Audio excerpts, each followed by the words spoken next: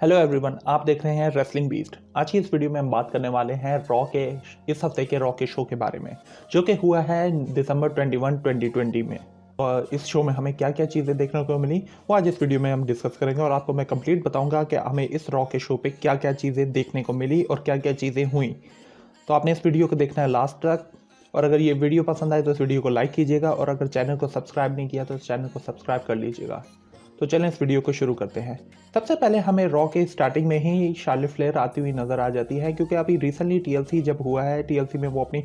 आस्का की पार्टनर दिखी थी और उन्होंने जीत ली है WWE की वुमेंस टैग टीम चैंपियनशिप। तो वो अभी सिंगल एंट्री करते हुए नज़र आ जाती हैं, और वो उनकी पहली एंट्री होती है इस थंडरडॉम के अंदर, क्योंकि उससे पहले वो 6 महीने की इंजरी पे गई हुई थी और जिसकी वजह से वो थंडरडॉम में ना आ सकी। तो उनकी पहली एंट्री थी आज के थंडरडॉम के अंदर। फिर वो आके अंदर रिंग में यही बताती हैं कि वो किस तरीके से वो इंजरी की वजह से गई हुई थी, और उनका वापसी आके उन्होंने कहा है कि उनमें कोई भी चीज़ का बदलाव नहीं आया। वो पहले भी चैम्पियनशिप के लिए ही आती थी और अब भी वो चैम्पियनशिप के लिए ही आई हैं। तो जब आस्का ने उनकी हेल्प मांगी तो वो ज़रूर रेडी हो गई, और इतने में और वो इंट्रोड्यूस कराती हैं अपनी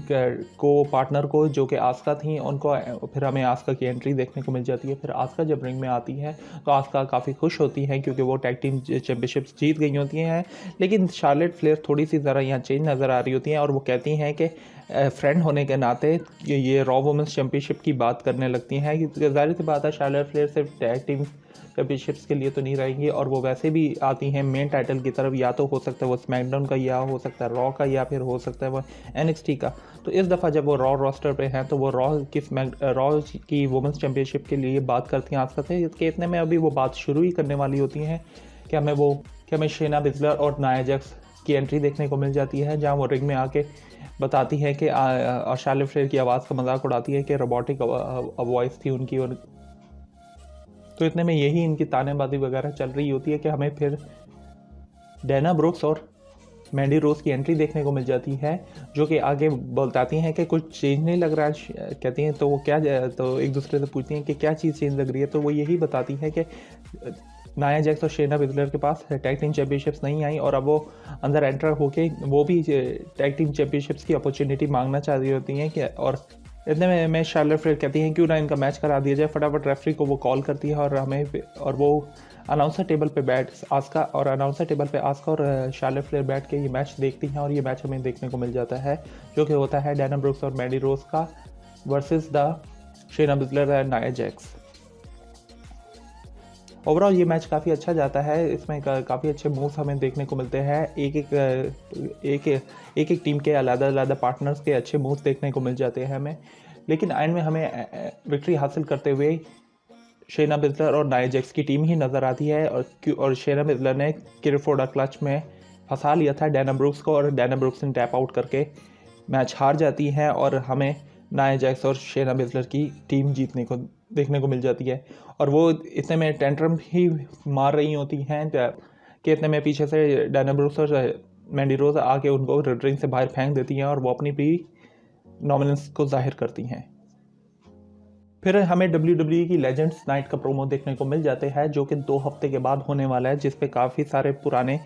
हॉल ऑफ फेमर्स हमें रॉ की लेजेंड्स नाइट पे देखने को मिल सकते हैं, जो कि 2 हफ्ते में होने वाली है, जिसमें रिक फ्लेयर होंगे, हॉक होगन होंगे, टॉरी विल्सन हो सकती हैं, और बेथ फीनिक्स भी हमें देखने को मिल सकती हैं। तो उसका हमें ये प्रोमो देखने को मिल जाता है, जो कि 2 हफ्ते बाद होने वाला होता है रॉ लेजेंड्स नाइट के नाम से। फिर हमें एक सेगमेंट देखने को मिल जाता है जहाँ पे प्रोमो TLC का हमें देखने को मिल जाता है, जो कि था रॉ की टैग टीम चैम्पियनशिप्स के मुतालिक, जो कि न्यू डे से छीन ली गई थी हर्ट बिजनेस ने, और हर्ट बिजनेस अब प्रेजेंट और current raw tag team champions हैं। तो TLC में क्या देखने को मिला था और किस तरीके से वो अपना हार्ट बिजनेस के सेड्रिक अलेक्जेंडर और Shelton Benjamin raw tag team championships जीते थे, उसी का प्रोमो हमें देखने को मिला था। उसके बाद हमें द हार्ट बिजनेस के 4 मेंबर्स की एंट्री देखने को मिल जाती है, और हम वो MVP लॉन्च की और वो रिंग की तरफ जाते हैं, और जहां हमें MVP लॉन्च का सेटअप देखने को मिल जाता है, जहां पे वो इसी चीज़ को सेलिब्रेट करने के लिए आते हैं, और MVP इस चीज़ की शुरुआत करते हैं और बताते हैं कि वो कितने खुश हैं और किस तरीके से वो हर बिजनेस के लिए अच्छा सोचते हैं। और तो वहाँ हमें शेल्टन बेंजामिन भी अपनी हर बिजनेस की टैग टीम की तारीफ करते हुए नज़र आ जाते हैं। तो इतने में हमें सेड्रिक अलेक्जेंडर उन्हें कट करते हुए नज़र आते हैं, जहाँ सेड्रिक अलेक्जेंडर बहुत ही ज़्यादा बोलते हैं और अपने आप डोमिनेंस जाहिर करते हुए नज़र आ जाते हैं, जहाँ बॉबी लैशली उन्हें काफ़ी ज़्यादा क्लोज निगाह से देख रहे होते हैं और शेल्टन बेंजामिन को भी बता रहे होते हैं, क्योंकि हमें थोड़े से टाइम पहले ही सेड्रिक अलेक्जेंडर में थोड़ा सा बदलाव देखने को मिल गया है, जहाँ वो सिंगल्स विक्ट्री हासिल करने में कामयाब हुए थे न्यू डे के ही एक को स्टार से। तो यहाँ ज़रा सेड्रिक अलेक्जेंडर को WWE इस तरीके से दिखा रही है कि शायद वो अपने आप को हर्ट बिजनेस का सबसे ज़्यादा पावरफुल या अलग ही अच्छा समझने लगे हैं, और हर्ट बिजनेस ज्वाइन करने के बाद उनको खुद पे बहुत ही ज़्यादा यकीन और एतमाद हो गया है। और हमें ये भी दिखाया जाता था कि अर्लियर टुनाइट जब हर्ट बिजनेस जब एरिना के अंदर एंटर हो रहे होते हैं, तो वहीं पे कोई हमें परफॉर्मेंस सेंटर का कोई न्यू ट्रेनिंग देखने को मिल जाता है, जहाँ वो न्यू डे की शर्ट पहन के फिर रहे होते हैं और बॉबी लैशली उसकी ये शर्ट फाड़ देते हैं और अपनी ज़बरदस्ती की हार्ट बिजनेस की शर्ट उस पर पहना देते हैं, और वो यूं ही खुशी मनाते हुए नज़र आते हैं और सेलिब्रेट करते हुए नज़र आते हैं। फिर हमें MVP लॉन्च की सेगमेंट की तरफ VIP लॉन्च के सेगमेंट की तरफ वापसी जाएं, तो हमें VIP लॉन्च के अंदर देखने को मिल जाता है MVP ने स्पेशल इस चीज़ को सेलिब्रेट करने के लिए स्पेशल फोटोग्राफर बुलाई हुई होती हैं, जो कि उनकी पिक्स ले रही होती हैं कि उन्होंने टैग टीम चैम्पियनशिप्स और बॉबी लैशली ने United States championship Hurt Business में जीती हुई है। उस चीज़ को सेलिब्रेट करने के लिए जब वो पिक्चर ले रहे होते हैं, तो हमें पीछे ही R-Truth देखने को मिल जाते हैं, जिन्होंने 24/7 चैम्पियनशिप पकड़ी होती है। कि इतने में हमें तो उसके बाद हमें काफ़ी सारे लोग R-Truth के पीछे भागते हुए नज़र आ जाते हैं, जिनमें टाइटस ओनियल, लूचा हाउस पार्टी के और काफ़ी सारे अकीरा टिज़ारो हो गए जैसे हमें प्लेयर्स देखने को मिल जाते हैं, जो पीछे भागते रहते हैं और पूरे रिंग के इर्द गिर्द घूम के R-Truth भागते हुए नज़र आ जाते हैं, जिसकी वजह से उनका VIP लॉन्च का सेगमेंट ज़रा डिस्टर्ब हो जाता है। कि इतने में जब वो वहाँ से निकल जाते हैं, तो जेफ हार्डी और मैट रिडल की, या फिर कह लें रिडल, क्योंकि जब WWE ने उनका नाम चेंज कर दिया है, रिडल रख दिया है, और हमें मैच कार्ड भी ऑफिशियल होता नज़र आता है, जो कि था आज MVP बॉबी लैशली का वर्सेस द जेफ हार्डी और मैट रिडल का मैच था आज के रॉ के शो पे, जो कि लेटर टुनाइट होने वाला था। और अब जब यहीं रिडल और जेफ हार्डी एंट्री करते हैं, तो हमें वहाँ ये चीज़ देखने को मिल जाती है कि वो अपना बताते हैं कि ये जिस तरीके से हर्ट बिजनेस पैसों का शो ऑफ करते हैं, लेकिन वो ये कहते हैं कि अगर वो रिडल यही बताते हैं कि वो अपना छोटा मोटा सेलिब्रेशन भी कर सकते हैं, जो कि घर के बैकयार्ड में हो सकता है, जहाँ वो कोई स्पेशल पॉडकास्ट वगैरह सुने, ये वगैरह सुने, मतलब वो छोटी छोटी चीज़ों से खुशी ढूंढ सकती है, ना कि ज़्यादा पैसे वगैरह, ज़्यादा VIP लॉन्च वगैरह बना के अपनी खुशी को ढूंढते हैं। तो इतने में यही जेफ हार्डी भी यही बोलते हुए नज़र आते हैं कि वो कभी भी हार्ट बिजनेस ये चीज़ नहीं खरीद सकती जो कि उन्हें सुकून मिलता है अपने आप पे यकीन रख के कि वो जीत सकते हैं या कुछ अचीव कर सकते हैं। तो वो इसी चीज़ का प्रमोट करते नज़र आते हैं। और ये सेगमेंट हमें यहीं ख़त्म होता हुआ नज़र आ जाता है, क्योंकि एक दूसरे को लुक देते हुए वो हमें ये सेगमेंट ख़त्म हो जाता है, क्योंकि अब लेटर टुनाइट मैच होने वाला होता है इन दो टीम्स के दरमियान। फिर हमें रैंडी ऑर्टन का, जो कि TLC के अंदर जिस तरह उन्होंने फिंड को ज़िंदा जला दिया, उसका हमें सेगमेंट देखने को मिल जाता है, जो कि लेटर टुनाइट होने वाला होता है। अभी उसका सिर्फ प्रोमो देखने को मिलता है, जो कि फायरफ्लाई इन्फर्नो मैच का फॉल आउट का प्रोमो दिखाते हैं, वो हमें देखने को मिलता है, और ये लेटर टुनाइट होने वाला होता है। उसके बाद हमें NXT के नेक्स्ट अगले दिन ही NXT के, जो कि इस हफ्ते के वेडनेसडे के शो पे जो NXT के हमें ये चीज़ें देखने को मिलेगी, उसका प्रोमो देखने को मिल जाता है, जिसमें वेरी गॉर्गैनो क्रिसमस का प्रोमो देखने को मिलता है, जहाँ क्रिसमस सेलिब्रेशन होगी द वे के स्टाइल में, जो कि एक न्यू टीम बनी हुई है गॉर्गैनो, कैंडिस लेरे और इंडी हार्टविल और ऑस्टिन थ्यूरी की। हम एक और मैच ऑफिशियल होता नज़र आ जाता है, जो कि इस NXT के शो पे होगा, इस हफ्ते की NXT के शो पे होगा, जो कि है ओनी लॉर्कन डैनी बर्च, जो कि NXT के प्रेजेंट टैग टीम चैंपियन हैं। उनका स्ट्रीट फाइट होने वाली है टैग टीम चैंपियनशिप्स के लिए, अगेंस्ट उनके चैलेंजर हैं ड्रेक मैवरिक और किलियन डेन। उसके बाद हमें बैक स्टेज सेगमेंट देखने को मिलता है, जो कि सारा स्क्रीबर, जो कि WWE के अंदर इंटरव्यू वगैरह लेती हैं, तो वो हमें एंजल गार्जा का इंटरव्यू लेते हुए नज़र आ जाती हैं, जहाँ वो सारा स्क्रीबर जो कि इंटरव्यू ले रही होती है उन्हीं पे लाइन मारते हुए नज़र आ जाते हैं और उनको रोज़ दे के कहते हैं क्यों ना जब मैं विक्ट्री हासिल कर लूँ इस मैच के बाद तो मेरा स्पेशल अलग से इंटरव्यू लो। तो वो यही करके रोज़ उन्हें पकड़ा के चले जाते हैं रिंग की तरफ और हमें वहाँ पे ड्रू गुलाक पहले से ही मौजूद नज़र आते हैं, जहाँ ड्रू गुलाक और एंजल गार्जा का हमें मैच देखने को मिल जाता है। हमें एंड में एंजल गार्जा जो कि अभी न्यूली बेबी फेस हुए हैं अपने विंग क्लिपर के साथ मैच को एंड करते हुए नज़र आते हैं और जीत जाते हैं एंजल गार्जा ड्रू गुलाक के ऊपर अपनी विक्ट्री। एंजल गार्जा को एज अ बेबी फेस के तौर पर पुश मिल रहा है WWE के रॉक पे अब TLC होने के बाद, और हमें आने वाले वक्त में एंजल गार्जा के हर हफ्ते मैचेस शायद देखने को मिल सकते हैं। ओवरऑल ये मैच बहुत अच्छा गया था और काफ़ी अच्छे मूव्स हमें देखने को मिल गए एंजल गार्जा और ड्रू गुलाक की तरफ से, लेकिन एंड में विंग क्लिपर लगा के एंजल गार्जा ही अपनी विक्ट्री हासिल करते हुए नज़र आ जाते हैं ड्रू गुलाक के ऊपर। फिर उसके बाद हमें TLC की मैच का प्रोमो देखने को मिल जाता है जो कि था AJ स्टाइल और ड्रू मैकिंटायर का मैच, और उस मैच में क्या क्या चीज़ें हुई वो हमें दिखाई जाती हैं एज अ प्रोमो के अंदर। वही चीज़ हमें देखने को मिलती है कि किस तरीके से मेज़ ने अपना बैग कैश इन कराया और मेज़ अपना मैच कैश इन कराने में नाकामयाब रहे और ट्रिपल थ्रेट मैच होने के बावजूद अपना विक्ट्री हासिल ना कर सके और ड्रू मैकिंटायर ने अपना WWE चैम्पियनशिप का टाइटल रिटेन करते हुए नजर आए। उसके बाद हमें केला ब्रैक्सटन बैकस्टेज AJ स्टाइल और उनके न्यू बॉडीगार्ड ओमोस के साथ देखने को मिल जाते हैं, जहां वो रिंग की तरफ आ रहे होते हैं। तो केला ब्रैक्सटन उन्हें बताती हैं कि कल जब आप TLC में विक्ट्री हार गए हैं तो वो फिर AJ स्टाइल यही बताते हैं कि मिज़ ने बिल्कुल ही सब चीज़ें ख़राब कर दी, मैं विक्ट्री हासिल कर लेता, लेकिन मिज़ ने जो बीच में इंटरफेयर करके सारा मैच ख़राब किया उसकी वजह अपनी हार की वजह मिज़ को बताते हैं कि उन्होंने बीच में इंटरप्ट करने की वजह से वो मैच हारे। और लेकिन केला ब्रैक्सटन उनसे यही पूछती हैं कि अगर वो मैच इनकी वजह से हारे तो अभी वो मिज़ TV पे क्यों एज अ गेस्ट के तौर पे जा रहे हैं। तो AJ स्टाइल उन्हें यही बताते हैं कि मिज़ को अब क्या कहने का बाकी है, मैं ये जाके सुनना चाहता हूँ। तो फिर हमें उसके बाद हमें अपने मिज़ TV की प्रोमो करते हुए नज़र आ जाते हैं, वेलकम करते हुए नज़र आ जाते हैं, वेलकम टू मिज़ TV वगैरह। फिर हमें AJ style as a guest के तौर पर एंटर होते हुए नज़र आ जाते हैं। उसके बाद AJ स्टाइल उनसे यही बात रखते हैं कि वो मैच इसी वजह से हारा है कि ये वो मिज़ ने अगर अपनी बेवकूफ़ी न करते कि वो उतने डेस्परेट क्यों हो गए थे, उन्होंने बैक कैश इन कराने का फैसला कर लिया। हालांकि AJ स्टाइल ने उन्हें यही कहा था कि अपना वो मैच इससे जीत जाए तो वो बाद में इनको अपॉर्चुनिटी देंगे अपने साथ 1-on-1 चैम्पियनशिप के टाइटल के लिए, लेकिन मिज़ ने जल्दबाजी की। तो मिज़ ने इस टाइम यही बताते हैं कि क्यों वो उनके पास एक मौका था, वो उन्होंने मौके का फ़ायदा उठाया उन्हें, और वो मानते हैं कि उनसे गलती हुई है और ये वो उस चीज़ के लिए वो काफ़ी ज़्यादा अफसरदा भी होता है, काफ़ी ज़्यादा इमोशनल भी हमें मिज़ नज़र आते हैं इस मिज़ TV के सेगमेंट में। और वो यही बताते हैं कि उन्हें 10 साल बाद अपॉर्चुनिटी मिली थी और वो 10 साल बाद उनकी अपॉर्चुनिटी उनके हाथ से निकल गई है, तो उस चीज़ का उन्हें बहुत दुख है, लेकिन वो अपने दिल की गहराइयों से माफ़ी मांगते हैं AJ स्टाइल से। क्यों तो मिज़ यहाँ पे कंपनसेशन AJ स्टाइल को देने का कहते हैं और बताते हैं, और ट्रॉन पे हमें दिखाते हैं कि मिज़ अपनी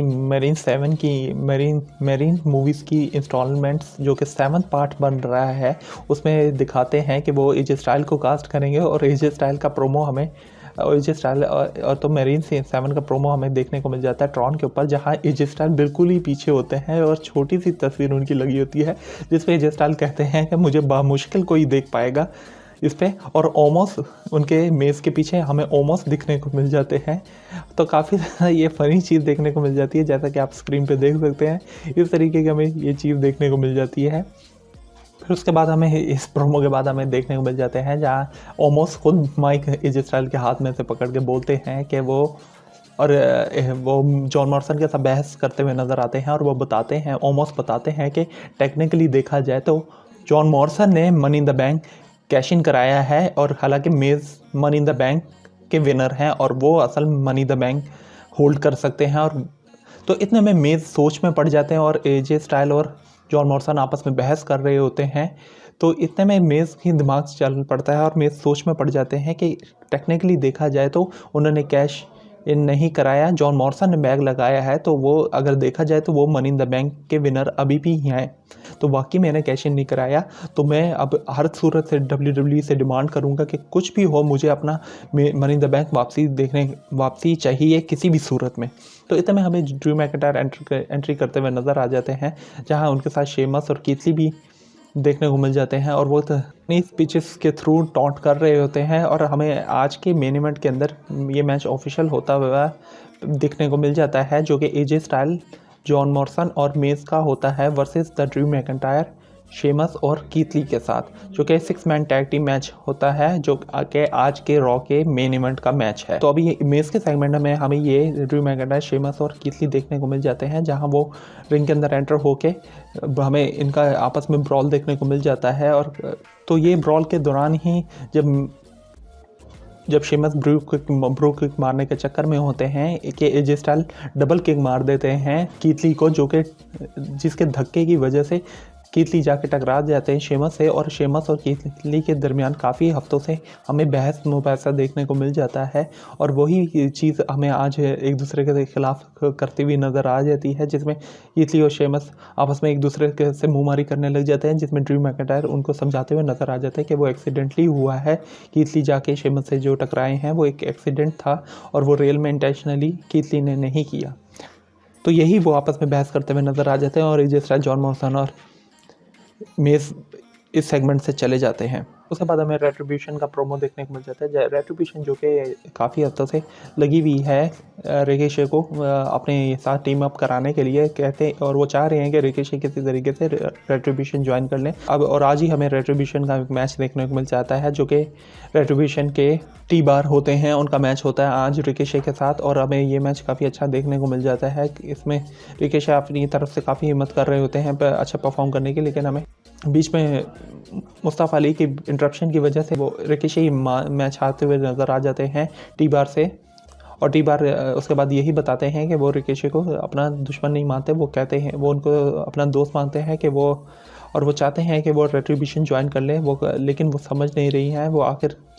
वो यही कहते हैं रिकीशे को कि आखिर वो कब समझेंगे कि हम उनके दोस्त हैं, ये लड़ाई नहीं रोकेंगे रिकीशे के साथ जब तक वो रेट्रिब्यूशन ज्वाइन ना कर लें। फिर हम एक बैक स्टेज कीथ ली और शेमस से बहस करते हुए नज़र आ जाते हैं, जहाँ वो बीच में फिर से हमें ड्रू मैकिंटायर बीच में आकर रुकते हुए नज़र आ जाते हैं, जहाँ वो शेमस को समझा के भेज देते हैं। फिर कीथ ली को भी बताते हैं कि वो अब आज उनके मैच में उनकी ज़रूरत है, तो इस चीज़ को वो गलत ना लें। वो ज़रा गुस्से में है शेमस, लेकिन वो यही बीच में मामला मतलब नॉर्मल करते हुए नज़र आ जाते हैं ताकि उनका मेन इवेंट का मैच सही चला जाए। फिर हमें द न्यू डे, जो कि फॉर्मर टैग टीम चैंपियंस थे और टीएलसी में अपना टैग टीम चैंपियनशिप्स हार गए, तो उनका हमें प्रोमो देखने को मिल जाता है, जो कि अर्लियर टुडे के तौर पे होता है, मतलब आज की ही शो के अर्लियर टुडे में देखा जाता है, ये रिकॉर्डेड होता है, जहाँ कोफी किंगस्टन और ज़ेवियर वुड्स बताते हैं कि कोई मसला नहीं है, अगर चैंपियनशिप्स हार गए हैं तो जल्दी वो वापसी ले जाएंगे, क्योंकि कोई भी इंसान तभी हारता है जब वो दोबारा वो हासिल नहीं कर पाता। तो वो इस चीज़ को बहुत ईजी ले रहे होते हैं कि वो जल्दी अपनी टैग टीम चैंपियनशिप्स दोबारा हासिल कर लेंगे, उनके लिए कोई ऐसी बिग डील नहीं। फिर हमें हार्ट बिजनेस, जो कि हार्ट बिजनेस के एमवीपी और बॉबी लैशली का मैच देखने को मिल जाता है, जो कि होता है जेफ हार्डी और रिडल के साथ। फिर हमें एक बीच में ब्रेक देखने को मिल जाती है। उससे पहले हमें फ्राइडे नाइट स्मैकडाउन का प्रोमो देखने को मिल जाता है, जो कि हमें इस हफ्ते के में इस आने वाली फ्राइडे नाइट स्मैकडाउन में हमें कौन से मैचेस देखने को मिलेंगे। उसमें से एक मैच हमें ऑफिशियल 3 मैचेस हमें ऑफिशियल होते नज़र आते हैं। उसमें सबसे बड़ा मैच जो होता है वो है रोमन रेंस का वर्सेस द केविन ओवेंस, जो कि होगा यूनिवर्सल चैंपियनशिप का मैच। और ये एक आम मैच नहीं होगा, ये होने वाला मैच स्टील केज के अंदर, जो कि हमें इस फ्राइडे नाइट स्मैकडाउन में देखने को मिल जाएगा। और हमें केविन ओवेंस को दोबारा एक अपॉर्चुनिटी देखने को मिल जाती है, जिसमें रोमन रेंस से वो यूनिवर्सल चैंपियनशिप हासिल करने में कामयाब होंगे या नहीं, ये हमें फ्राइडे नाइट स्मैकडाउन पे शो ही देख के पता चलेगा। तो उसके बाद हमें एक और मैच है ऑफिशियल, जो कि हमें टीएलसी के अंदर ही प्रोमो में देखने को मिल जाता है। ये मैच ऑफिशियल टीएलसी के ही प्रोमो में हो गया था, जो कि है सैमी ज़ेन और बिगी का इंटरकॉन्टिनेंटल चैंपियनशिप्स के लिए। और WWE की tag team women's champion Asuka और शार्लेट अपनी टैग टीम चैंपियनशिप्स डिफेंड करती हुई नज़र आएंगी। अगेंस्ट कौन होंगी वो तो हमें फ्राइडे नाइट स्मैकडाउन पे ही देखने को मिलेगा। तो इस हफ्ते की फ्राइडे नाइट स्मैकडाउन में हमें आस्का और शार्लेट फ्लेयर अपनी टैग टीम चैंपियनशिप्स किसी अननोन टैग टीम, जो कि स्मैकडाउन की टैग टीम होंगी, उनसे डिफेंड करती हुई नज़र आएंगी हमें इस हफ्ते फ्राइडे नाइट स्मैकडाउन में। तो उसके बाद हमें मैच की तरफ कंटिन्यू होते हुए नज़र आते हैं। हमें मैच देखने को मिलता है ओवरऑल ये मैच काफ़ी अच्छा जाता है, जहाँ काफ़ी अच्छा एमवीपी बॉबी लैशली सारे अच्छा परफॉर्म कर रहे होते हैं, हमें काफ़ी अच्छा मैच देखने को मिलता है। लेकिन मैट रिडल जो कि अपनी एक डाइव लगा देते हैं हर्ट बिजनेस के टैग टीम चैंपियंस के ऊपर, तो उसके बाद वो वहाँ पे जेफ हार्डी को बचाने के लिए नहीं होते, जहाँ जेफ हार्डी को बॉबी लैशली हार्ड लॉक के सबमिशन में लगा के उनसे टैप आउट करवा देते हैं। टैप आउट तो देखने को हमें कहीं भी देखने को नहीं मिलता, रेफरी उनसे पूछ रहे होते हैं जेफ हार्डी से, अब पता नहीं उन्होंने वर्बली बोल दिया था, लेकिन हमें जेफ हार्डी टैप करते हुए नहीं नज़र आते। लेकिन ये मैच हमें सबमिट होता हुआ नज़र आ जाता है जेफ हार्डी की तरफ से, और हमें इस मैच के विनर बॉबी लैशली और MVP देखने को मिल जाते हैं। इस मैच के बाद हमें बैक स्टेज सेगमेंट देखने को मिल जाता है, जहाँ पे ये जिस तरह की जॉन मॉर्सन की मिस की आपस में बहस चल रही होती है, क्योंकि बहुत उनका मैच जो TLC में हारे उसी की बहस अभी तक चल रही होती है। और उसके बाद हमें सेगमेंट देखने को मिल जाता है अलायंस का। हर एक ने आज जैसा कि बॉडीगार्ड बना लिया है इसके अंदर, जैसे कि एजे स्टाइल ने ओमस को बना लिया बॉडीगार्ड, और वहीं पे फॉरगॉटन सन्स के 2 मेंबर्स जिन्होंने जो कि बैरेट कॉर्बिन ने अपने सिक्योरिटी गार्ड्स बना लिए हैं, वहीं उनके मेन मेंबर जो जैक्सन राइकर वो बॉडीगार्ड बन गए हैं अलायंस के। तो WWE ने अभी काफ़ी सारे पुराने लोगों को जो कि कहीं यूटिलाइज नहीं हो रहे थे, उनको मुख्तलिफ लोगों का बॉडीगार्ड बना दिया है, वो भी नो रीज़न। तो हमें अभी फ़िलहाल अलायंस का सेगमेंट देखने को मिलता है, जहाँ जैक्सन राइकर उनके साथ होते हैं। अलायंस यही बताते हैं कि अलायंस की एल्बम यूनिवर्सल ट्रुथ ने बिल्कुल ही चेंज कर दिया जैक्सन राइकर को, और जैक्सन राइकर बिल्कुल ही उनके डिसाइपल बन के रह गए हैं, क्योंकि वो वहीं खड़े होते हैं बिल्कुल ही चुपचाप करके, जैसे कि एज ए बॉडी गार्ड के तौर पे, और वो बिल्कुल ही अलायंस की इंस्ट्रक्शंस पे अमल कर रहे होते हैं। उसके बाद हमें लूचा हाउस पार्टी की एंट्री देखने को मिल जाती है। लूचा हाउस पार्टी के ग्रैंड मेटालिक का मैच हमें इस सेगमेंट में जैक्सन राइकर के साथ देखने को मिल जाता है। जैसा कि अब जो कोई भी नया रेसलर आता है उसका वो अपनी डोमिनेंस जाहिर करने के लिए छोटे मोटे रेसलर्स को, मतलब यानी कि हैवीवेट कैटेगरी के, तो बिल्कुल लाइट हैवीवेट या क्रूजरवेट कैटेगरी के रेसलर्स को पटक के मार रहे होते हैं। तो हमें ग्रैंड मेटालिक का मैच देखने को मिल जाता है, और अलायंस यही रिंग की पोस्ट मैच के दौरान ही रिंग पोस्ट पे बैठ के गिटार बजा के वो ये मैच आराम से एंजॉय कर रहे होते हैं। कि इतने में ग्रैंड मेटालिक जो कि किंग ऑफ द रोप्स माने जाते हैं, वो रोप पे अपने जिम्नास्टिक दिखाते हुए हरिकेन राना अलायंस को लगाते हैं, जिसकी वजह से अलायंस नीचे गिर जाते हैं और लिंसे डोराडो के पास गिटार गिर जाता है और लिंसे डोराडो उस गिटार को बजाने लग जाते हैं। तो हमें ये मैच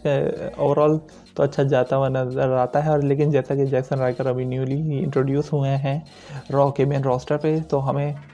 जैक्सन राइकर ही जीतते हुए नज़र आ जाते हैं और अपनी डोमिनेंस जाहिर करते हुए नज़र आ जाते हैं। ग्रैंड मेटालिक पे विक्ट्री वो अपनी हासिल करने में कामयाब हो जाते हैं। फिर हमें TLC के अंदर हुए हुए फायरफ्लाई इन्फर्नो मैच का प्रोमो देखने को मिल जाता है, जो कि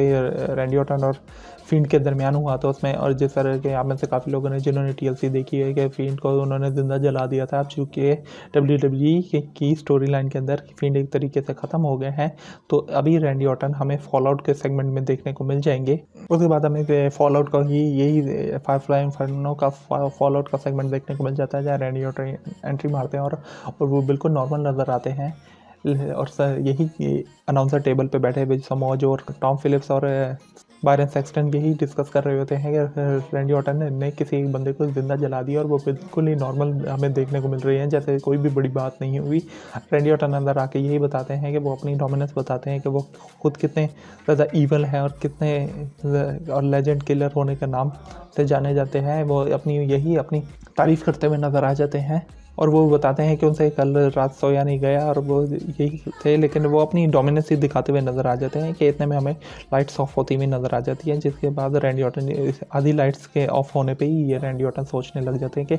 क्या हो रहा है, कि किस तरीके से ये तो फील्ड की एंट्री के टाइम होता था, क्योंकि फील्ड अब तो रैंडी ऑर्टन ने जला दिया, तो अब कौन हो सकता है या फील्ड कैसे वापसी आ सकता है। तो हमें इसके बाद सारी लाइट्स ऑफ होती नज़र आ जाती हैं कि और लाइट्स ऑफ होने से पहले रैंडी ऑर्टन स्टेज से नीचे उतर जाते हैं। और जब लाइट्स ऑन होती हैं, थोड़ी सी लाइट्स ऑन होती हैं, तो हमें WWE का रिंग एक प्लेग्राउंड के तौर पे देखने को मिल जाता है, जहां अलेक्सा ब्लिस बैठी हुई स्विंग पे झूल रही होती हैं और हमें थोड़े बहुत बच्चों के स्विंग्स देखने को मिल जाते हैं, जहां अलेक्सा ब्लिस हंस रही होती हैं और वो बता रही होती हैं कि फील्ड कहीं भी हो सकता है, किसी भी तरीके से हो सकता है, या तो उससे ज़मीन निकल गई होगी या वो कहीं इंजॉय कर रहा होगा। तो मतलब वो यही बताना चाह रही होती हैं कि फील्ड अभी मरा नहीं है और फील्ड ने ही उन्हें ये प्लेग्राउंड बना के दिया है। तो एलेक्सा ब्लिस यही बताती हैं कि आप फिन क्योंकि चले गए हैं, लेकिन जब अगर वो वापसी आएंगे तो वो बिल्कुल ही अलग होंगे, जैसे कि रैंडी ऑर्टन तुमने ना ही कभी देखा होगा। तो अभी हमें ये वही यूँ एक तरीके से एलेक्सा ब्लिस रैंडी ऑर्टन को धमकी देती हुई नज़र आ जाती हैं और हमें ये फॉल आउट का सेगमेंट ख़त्म होता हुआ नज़र आ जाता है। आस्का और शार्लेट की जो ओपोनेंट नज़र आती हैं वो हमें बैक स्टेज देखने को मिलती हैं, जो कि लेसी एवंस और पेटन रॉयस होती हैं। लेसी एवंस काफ़ी ज़्यादा उनके साथ फ्रैंक होती हुई नज़र आती हैं पेटन रॉयस के साथ, जहाँ पेटन रॉयस काफ़ी ज़्यादा पीछे हट रही होती हैं। और लेसी एवंस की जब एंट्री होती है तो पेटन रॉयस पीछे बताती हैं कि उन्होंने ही शार्लेट फ्लेयर से ये मैच के लिए डिमांड की है अकेली ने। तो उसके बाद हमें उसके पेटन रॉयस की एंट्री देखने को मिल जाती है। फिर हमें ये मैच होता हुआ जो कि नॉन टाइटल मैच होता है हमें देखने को मिल जाता है टैग टीम चैंपियंस का वर्सेस पेटन रॉयस और लेसी एवंस का। ओवरऑल ये मैच तो काफ़ी अच्छा जाता है, लेकिन बीच में पेटन रॉयस और लेसी एवंस की आपस में ही थोड़ी बहुत बहस वगैरह हो रही होती है, क्योंकि वो एक दूसरे के साथ जब तक टैग टीम पार्टनर्स एक दूसरे को सही तरीके से समझते ना हो, एक दूसरे के साथ उनकी केमिस्ट्री सही सेट ना हो, तो वो टैग टीम सही नहीं जाती। और वैसे भी अभी रिसेंटली आस्का और Charlotte Flair tag team champions बने हैं, तो जाहिर सी बात है वो तो हारने से रहे। तो हमें ओवरऑल पेटन रॉयस और लेसी एवंस की तरफ से भी काफ़ी अच्छी एफर्ट देखने को मिल जाती है, लेकिन इस मैच के विनर हमें आस्का और शार्लेट फ्लेयर ही देखने को मिल जाती हैं। और शार्लेट फ्लेयर इस मैच को एंड करती हैं फिगर 4 लगा के पेटन रॉयस को, और जो कि लेटर थोड़ी देर बाद फिगर 4 को फिगर 8 में चेंज कर देती हैं और अपनी विक्ट्री हासिल करने में कामयाब हो जाती हैं। इस मैच के दौरान हमें ये मैच शेना बिजलर और नाया जाक्स बैक स्टेज LED पे देखते हुए देखने को मिल जाती हैं, जो कि काफ़ी ज़्यादा इंटरेस्ट ले रही होती हैं। और क्योंकि वो जाहिर सी बात है दोबारा WWE की टैग टीम चैम्पियनशिप्स हासिल करना चाहती हैं, तो इस चीज़ को वो काफ़ी ज़्यादा सही तरीके से ऑब्जर्व कर रही होती हैं। उसके बाद हमें बैक स्टेज सेगमेंट देखने को मिल जाता है, जहां सारे अपने वार्म अप अपने आप को, जहां ड्रू मैकिंटायर, शेमस और कीथ ली अपने आप को वार्म अप कर रहे होते हैं, जहां ड्रू मैकिंटायर उन्हें समझा रहे होते हैं कि उन्होंने मैच पर फोकस रखना है। लेकिन शेमस का अभी भी दिमाग कीथ ली की तरफ जा रहा होता है, जहाँ वो उसे काफ़ी ज़्यादा गुस्से से देख रहे होते हैं। अच्छा, शेमस और कीथ ली की काफ़ी ज़्यादा फनी हमें राइवलरी देखने को मिल रही होती है। तो इसके बाद हमें आज का मेन इवेंट मैच देखने को मिल जाता है, जो कि है 6 man tag team match Drew McIntyre, Sheamus और कीथ ली का वर्सेस मेज, जॉन मॉर्सन और द फिनोमिनल एज स्टाइल्स का, जो कि है हॉलीडे स्ट्रीट फाइट मैच। मतलब हमें क्रिसमस की डिफरेंट चीज़ें और ट्रीट्स वगैरह चीज़ें वगैरह हमें देखने को मिल जाएगी, जिसको वो अपने मैच में तरीके कम्प्लीटली यूटिलाइज़ कर सकते हैं। तो हमें ये मैच देखने को मिल जाता है आज के मेन इवेंट के अंदर। ओवरऑल ये मैच देखें, क्योंकि इसमें काफ़ी ज़्यादा अच्छे सुपरस्टार्स शामिल होते हैं, तो ये मैच हमें काफ़ी अच्छा देखने को मिल जाता है। लेकिन बीच में हमें कीथ ली और शेमस की थोड़ी बहुत बहस होती हुई नज़र आ जाती है, जो कि उन्हें लग रहा होता है कि किसी वजह से एज स्टाइल की टीम इस विक्ट्री को हासिल करने में शायद कामयाब हो जाए। लेकिन हमें मैच ओवरऑल काफ़ी अच्छा देखने को मिलता है, जहाँ काफ़ी ज़्यादा इस हॉलीडे स्ट्रीट फाइट के थीम को बड़े तरीके से यूटिलाइज़ किया होता है। मतलब ड्रू मैकिंटायर ने एजे स्टाइल को टेबल पर पटका, जहाँ काफ़ी ज़्यादा हमें स्वीट्स और कन्फेक्शनरीज भी देखने को मिल जाती हैं, जो कि उन पर गिरती हैं, और काफ़ी सारा मिल्क के बाउल्स होते हैं वो जो गिर जाते हैं उन पर। काफ़ी ज़्यादा हमें मतलब ओवरऑल इस मैच को कीजिए, और इसके अंदर प्रॉप्स को बहुत ही इफेक्टिवली हर सुपरस्टार ने यूटिलाइज़ करते हुए हमें नज़र आए हैं, और काफ़ी अच्छा मैच ये देखने को मिल जाता है। लेकिन एंड में हमें मैच के एंड में हमें ड्रू मैकिंटायर जो कि क्लेमोर मारने के लिए तैयार होते हैं मेज को, उस फेमस रिंग के ऊपर चढ़ के ज़बरदस्ती खुद ड्रू मैकिंटायर से टैग ले लेते हैं, और वो कहते हैं कि मैं एंड करना चाहता हूँ। इतने में वो फिनिशर मूव ब्रू किक मारने लगते हैं कि इतने में कीथ ली उन्हें टैप करके खुद अंदर एंटर हो जाते हैं। पावर बॉम्ब मार मेज को पावर बॉम्ब मार के ये विक्ट्री हासिल कर लेते हैं, जिसका वजह से शेमस को काफ़ी ज़्यादा गुस्सा चढ़ जाता है। लेकिन शेमस रिंग में आके बिल्कुल सही हो जाते हैं और कीथ ली को सपोर्ट करते हैं और मोटिवेट करते हैं। वो हमें विक्ट्री की तरफ हाथ खड़े करते हुए नज़र आ जाते हैं कि इतने में Sheamus Keith Lee Drew McIntyre से बात करने शुरू कर देते हैं कि इस चीज़ का फ़ायदा उठा के शेमस फटाफट कीथ ली को ब्रू किक मार के अपना गुस्सा निकाल लेते हैं। जिसके बाद ड्रू मैकिंटायर उन्हें काफ़ी ज़्यादा झाड़ते हैं शेमस को और बताते हैं कि ये क्या किया, और उनसे पूछते हैं कि ये तुमने क्यों किया। तो शेमस उनको कोई जवाब नहीं देते, लेकिन ड्रू मैकिंटायर उन्हें काफ़ी ज़्यादा समझाते हुए नज़र आते हैं। तो लेकिन शेमस और ड्रू मैकिंटायर की थोड़ी बहुत बीच में हमें, क्योंकि इंस्टाग्राम पे भी इनकी पोस्ट देखी जाए तो काफ़ी अच्छे दोस्त नज़र आ रहे थे, लेकिन WWE बेस्ट फ्रेंड्स और बिटर राइवल की चीज़ को बहुत ही इफेक्टिवली यूटिलाइज़ करती है। तो हमें इंस्टाग्राम पे ये प्रोमोस वगैरह देखने को मिल जाती हैं, और कुछ जगह ड्रू मैकिंटायर और शेमस के बीच थोड़ी बहुत बहस देखने को मिल जाती है, जिसकी वजह से हमें अगले ओपोनेंट शायद शेमस ही देखने को मिल सकते हैं आने वाली रॉयल रंबल के अंदर। जो कि लेंगे WWE चैम्पियनशिप का मौका अपने बेस्ट फ्रेंड से इस आने वाली रॉयल रंबल में। तो हो सकता है शेमस इस आने वाली रॉयल रंबल के अंदर WWE चैम्पियनशिप्स का मौका हासिल कर लें अपने फ्रेंड ड्रू मैकिंटायर से। और यही काफ़ी सारी चीज़ें हमें पिछले हफ्ते कुछ प्रोमोस में देखने को मिल जाती हैं, जहाँ कितनी उन्हें इंटरप्ट करते हुए, शेमस को बैक स्टेज इंटरप्ट करते हुए नज़र आते हैं कि वो कभी भी अपने दोस्त की तरफ मतलब उन्हें बैक स्टेप कर सकते हैं और किसी भी तरीके से WWE चैम्पियनशिप अगर वो हासिल करना चाहते हैं तो वो अपने दोस्त को भी धोखा दे सकते हैं। तो ये चीज़ हमें WWE जल्दी ही शायद यूटिलाइज़ करते हुए नज़र आए। तो ये था आज का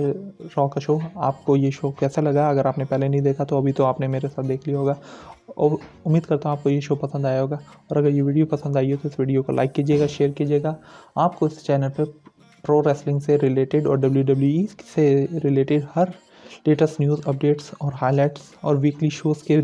क्विक रिजल्ट्स आपको इस चैनल पे देखने को मिल जाएंगे। तो अगर ये वीडियो पसंद आई हो तो इस वीडियो को लाइक कीजिएगा, चैनल को सब्सक्राइब कर लें और नोटिफिकेशन बेल को कर लीजिएगा ऑन, ताकि आपको हर वीडियो की नोटिफिकेशन सबसे पहले मिल सके। तो ठीक है, मैं मिलता हूँ आपसे नेक्स्ट वीडियो में, तब तक के लिए टेक केयर।